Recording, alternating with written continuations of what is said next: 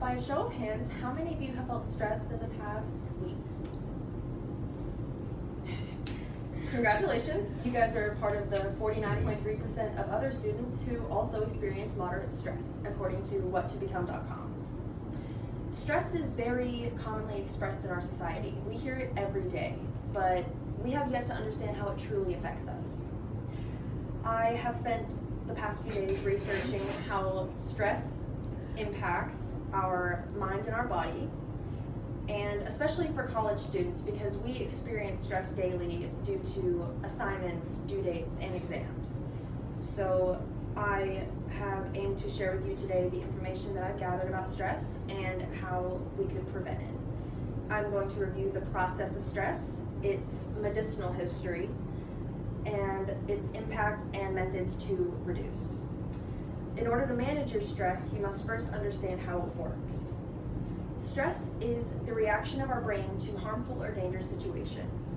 According to Understanding the Stress Response, an article published by the Harvard Health, stress triggers hormones when danger is sensed by either our eyes or our ears, and a signal is sent to the amygdala, which is a part of the brain that is responsible for processing emotions.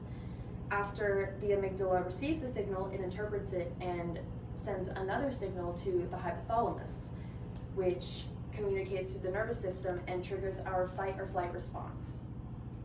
Now that we've covered the mechanisms of stress, let's discuss where the idea originated from. Stress's context has changed throughout the years. We did not always use it as a mental term. It used to be just for the pressure of one object against another. An article by Siang Yong Tan and A Yip in the Singapore Medical Journal reveals that a man named Hans Selye, who was referred to as the father of stress research, actually brought in the term to refer to the non-specific responsive body to a demand. So he's the one who actually brought the term stress into the medical field. And the concept of stress that he created affected areas of science and medicine, but also it affected common practices, such as improvements in animal breeding. So now let's turn to the ways that stress affects us. The repetitive use of the stress response in the brain can actually damage the mind as well as the body. According to Stress Systems, which is an article by Hedy Marks on WebMD, there are 4 major symptom groups of stress. The first one is emotional, so we would have frustration and aggression. And then we have physical, which is headaches and fatigue. Our third one is cognitive, which refers to your memory and forgetfulness, things like that. And our fourth section is behavioral, so loss or gain of appetite, things like that. These symptoms, if they persist, they can cause or increase health issues such as mental health, depression, anxiety, and personality disorders, but it can also increase physical health problems like cardiovascular diseases, eating disorders, and skin, hair, and gastrointestinal problems. But potential harm from excessive stress can be avoided if it is managed properly. There are countless ways to reduce excessive stress. An article called 5 Tips to Manage Stress on MayoClinicHealthSystem.org lists 4 major ways to reduce stress naturally. The first one is guided meditation. It has proven to be a great distraction from day-to-day life, so if you have something that's stressing you out consistently, meditation can help you take a break from it.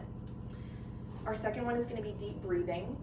Deep breathing can lower the reaction of your nervous system when you're, let's say, having a panic attack from too much stress. So if you practice breathing exercises, you can save yourself from a panic attack, possibly. The third one is going to be exercise and nutrition, because when your body is healthy, your mind follows suit and vice versa. This has been proven in countless medical tests. The fourth one is going to be social media. So a lot of young people in our age group spent more time on social media growing up than being outside, and that affected a lot of our minds, I think. And it's been proven that social media can dissociate children from the outside world. So taking time to step away from social media could definitely help. Now that we've discussed how stress can be reduced, let's review what we've discussed. I've shared the information that I've gathered on stress. We've covered how stress functions, its medicinal history, its effect on our lives, and ways that we can reduce excessive stress. My purpose here today was to shed light on the harm that stress can have and provide ways to prevent excessive stress. I hope that you all take what I've shared today and use it either for college or just for your everyday lives. Thank you.